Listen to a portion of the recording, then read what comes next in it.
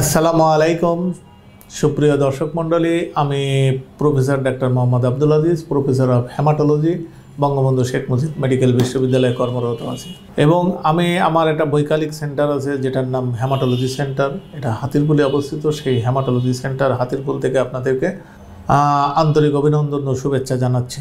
বরাবরের ন্যায় রোগের থেকে আমি বেশিরভাগ ক্ষেত্রে কীভাবে প্রতিরোধ করা যায়, কীভাবে এর প্রতিকার করা যায়, অথবা এটা নিয়ে অ্যাওয়ারনেস বা সতর্কতা কী ধরনের করা উচিত আর কি, সেগুলো নিয়ে আমি যেমন কথা বলে থাকি।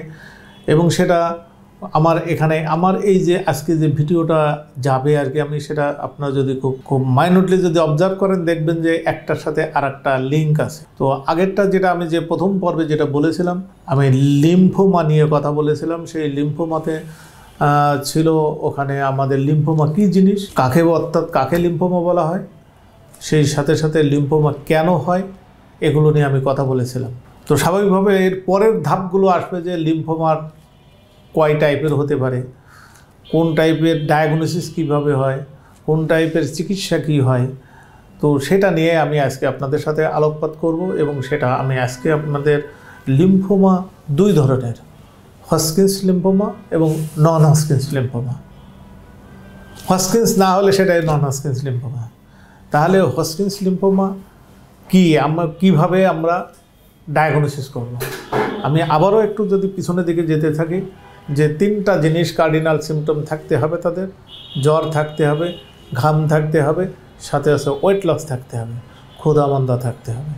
এগুলো যখন থাকবে আর গলায় যখন এরকম গলায়, পেটে বা অন্য কোনো জায়গায় যখন গ্রন্থি থাকবে, তখন আমরা লিম্ফোমা বলছি।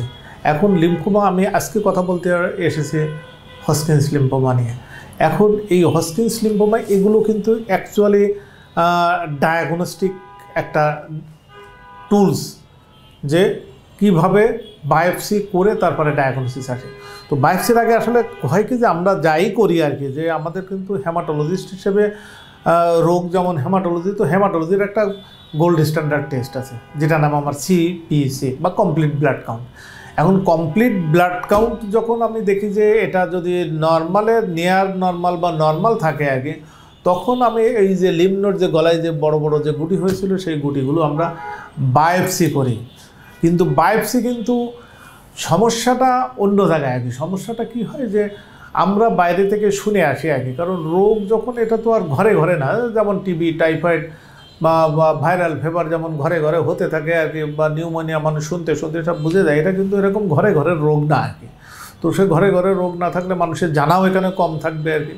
তো সে জানা যখন কম থাকবে তখন সে বিভ্রান্ত হবে খুব বেশি আর কি।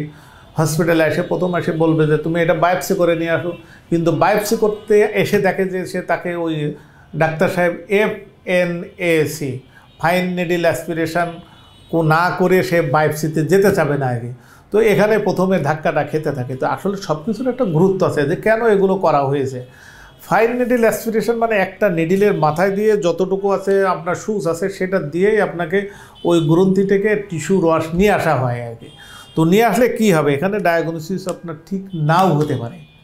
কারণ কি, যে মনে করেন যে এইটা আমি যে উঁচু করলাম, এটা আমার একটা পুকুরের 4টা কোণা আছে, এই পুকুরের 4টা কোণায় যদি আমি একটা জাল কোণা যে কোনো একটা জায়গায় আমি জাল ফেললাম, এই জাল ফেলায় আমি এখানে জাল টেনে দেখলাম যে কোনো মাছ আসে নাই, তো তাহলে আমি এখানে এসে কম মন্তব্য করতে পারি না যে এই পুকুরে মাছ ছিল না, কারণ মাছ এখানে থাকতে পারে, মাছ এখানে থাকতে পারে, মাছ এখানে থাকতে পারে।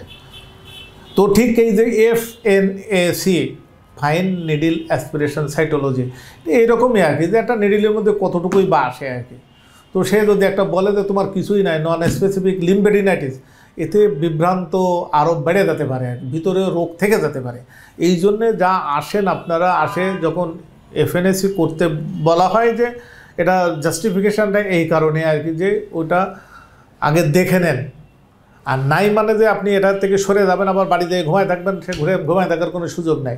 এখন এর পরের ধাপটা হচ্ছে বায়োপসি করতে হবে আর কি। তাহলে প্রথম ধাপে হলো যে আমি একটা CBC করব, হেমাটোলজিস্টের যে গোল্ড স্ট্যান্ডার্ডে সেই ওখানে যদি আপনার কোনো কিছু না থাকে, তো তাহলে আপনি চলে আসবেন বায়োপসিতে। FNACর পরে বায়োপসিতে চলে। এই বায়োপসি থেকে আমরা এগুলো হচ্ছে ডায়াগনোসিসটা বের হয় আর কি। তো আজকে আমরা যেটা আমি প্রথমে বলে নিয়েছি যে এটা হজকিন্স লিম্ফোমা নিয়ে কথা বলবো। হজকিন্স লিম্ফোমারও এরকম ডায়াগনস্টিক একটা হলমার্ক আছে, যে যখন বায়োপসি করে বায়োপসি যে প্রসিডিওরগুলো মানে স্লাইডের ব্লক বানানো, এখানে তারা একটা মানে প্যাঁচার মতো চোখ আর কি, দুই পাশে আওয়েল আই, দুই সাইডের এরকম চোখের মতো থাকে, যাকে ওই সাদা চামড়ার দেশের লোকজন বলেছে যে এটার আওয়েল আই অ্যাফিয়ারেন্স। এই আওয়েল আই অ্যাফিয়ারেন্সকে মানে প্যাঁচার মতো যখন চোখ পাবে তাকে বলা হয় যে Reed Sternberg cell. Hodgkin's lymphoma ধরার জন্যে এই রেড স্টেইনবার্গ সেলটাই হচ্ছে সবথেকে গুরুত্বপূর্ণ। এইটা যখন আমরা পেয়ে যাই তখন আমরা মনে করি যে that patient is suffering from Hodgkin's lymphoma. এরপরে এখানে আসতে পারে যে হজকিন্স লিম্ফোমা হয়ে গেল, তো তাহলে এর কনফার্মেশন ওর টেস্ট আছে আরও, যে আমরা ইমিউনোহিস্টোকেমিস্ট্রি করতে পারি এই একই। এরপরে আর কোথাও আপনাকে কষ্ট করে যাওয়া লাগবে না আর কি, বায়োপসির জন্য সার্জনের কাছে যাওয়া লাগবে না। ওই যে প্যাথোলজিতে আপনি স্যাম্পল দিয়েছিলেন, ওই স্যাম্পলে যখন আপনাদের হজকিন্স লিম্ফোমা এসে গেল তখন আপনি ওটাকে ইমিউনোহিস্টোকেমিস্ট্রি করতে দেবেন। সেই ইমিউনোহিস্টোকেমিস্ট্রিতে আপনাকে এখানে হজকিন্স লিম্ফোমা হতে গেলে আমাদের যে মনোক্লোনাল অ্যান্টিবডি আছে, সেই অ্যান্টিবডি 2টা পজিটিভ হওয়া লাগে আমাদের ভাষায়। এটা আপনার বোঝার হয়তো খুব বড় ধরনের দরকারও নাই আর কি, যে CD15 এবং CD30 এই দুটো যখন পজিটিভ হয় তখন আমরা মোর কনফার্ম হয়ে গেলাম যে একদম হজকিন্স লিম্ফোমা। তো সেই হজকিন্স লিম্ফোমা যখন, এই লিম্ফোমা কিন্তু অ্যাকচুয়ালি এখানে ডায়াগনস্টিক একটা স্টেজ লাগে আর কি। স্টেজ লাগে এই কারণে যে সে কি লো গ্রুপ ছিল, নাকি ইন্টারমিডিয়েট গ্রুপ ছিল, নাকি সে ডিফিউজ গ্রুপে ছিল, বা হাই রিস্ক গ্রুপে ছিল। তো সব মিলে স্টেজিং করার জন্যে আগে যেমন আমরা স্টেজিংয়ে লিম্ফ নোডের বিভিন্ন জায়গার লোকেশান, যে আমাদের বুকের যে খেঁচা আছে এই খেঁচার উপরে যে একে ডায়াফ্রাম বলা হয়, ডায়াফ্রামের উপরে এবং নিচে 2 জায়গায় যদি ইনভলভ হয় তখন হচ্ছে আমরা সেখানে বলে থাকি যে এটা স্টেজ 2, এবং এর সাথে যদি স্প্লিন যদি আসে যায় তো তাহলে দেখা যাচ্ছে যে স্টেজ 3। এরকম যে ঘটনাগুলো ঘটে, অথবা যদি বোন ম্যারো যদি ইনভলভ হয়ে থাকে তখন স্টেজ 4। তো এগুলো থেকেও আরও এখন মডার্নাইজড দেশ আগাচ্ছে, যেমন চিকিৎসাও যেমন আগাচ্ছে, বিজ্ঞানও যেমন আগাচ্ছে, সব কিছু আগাচ্ছে, আগে কোথাও থেমে নাই।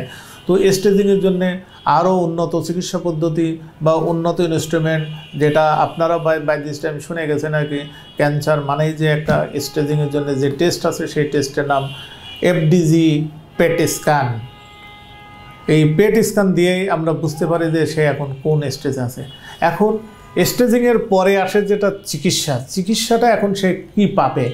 চিকিৎসা যদি বলি, এখন চিকিৎসা একটা আছে ইন জেনারেল, যেমন কেমোথেরাপি, সেই কেমোথেরাপি আছে, এবং টার্গেট থেরাপি, যেটাকে একদম সত্যিকার অর্থে তার কোন ধরনের অ্যান্টিজেন তার কাছে আছে, সেই অ্যান্টিজেন আমরা যেটা অ্যান্টিবডি রিলেটেড যে ড্রাগ, যেটাকে আমরা টার্গেট মানে যে রোগ হয়েছে ঠিক সেই রোগের বা যে সেলে আক্রান্ত হয়েছে সেই সেলেই আর কি চিকিৎসা চলে যায়, এটাকে আমরা টার্গেট থেরাপি বা ইমিউনোথেরাপি বলি। তো তাহলে হজকিন্স লিম্ফোমা এখন মোটামুটি A to Z, আগে যেমন 15 বছর আগে যেমন শুধুমাত্র আমরা শুধু কেমোথেরাপি দিচ্ছিলাম, এখন কেমোথেরাপি প্লাস ইমিউনোথেরাপি এখানে সবই আমাদের এই দেশে খুব ইজিলি পাওয়া যায়।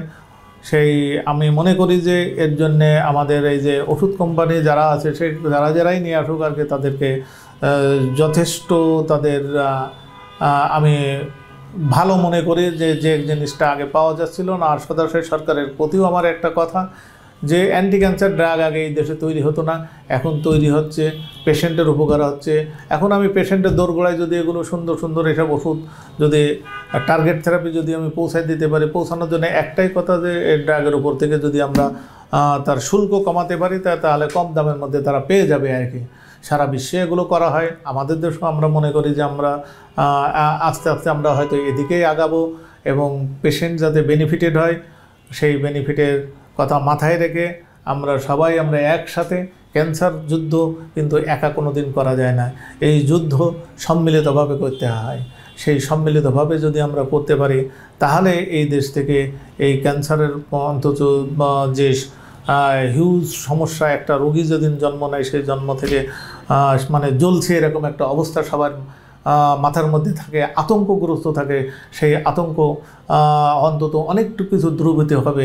এবং আমার এই যে আজকে যে আমি আমার এই যে ভিডিও থেকে যেটা আপনাদেরকে যেটা মেসেজ দিতে চেয়েছিলাম, আপনারা যদি মনে হয় এখান থেকে যদি কিছু উপকৃত হয়ে থাকেন, এখানে যদি আপনাদের কোনো অনেক কিছু যদি ইনফরমেশন যেটা বাড়ির থেকে আপনারা অনেক ভাব দিয়ে আসেন, অনেক দুশ্চিন্তা করে আসেন, সেই জায়গা থেকে যদি আপনাদের কিছু একটু অন্তত যদি আপগ্রেড করতে পারি তো আমি কৃতার্থ হব। আপনারা সবাই ভালো থাকুন, আপনারা সুস্থ থাকুন। ধন্যবাদ সবাইকে।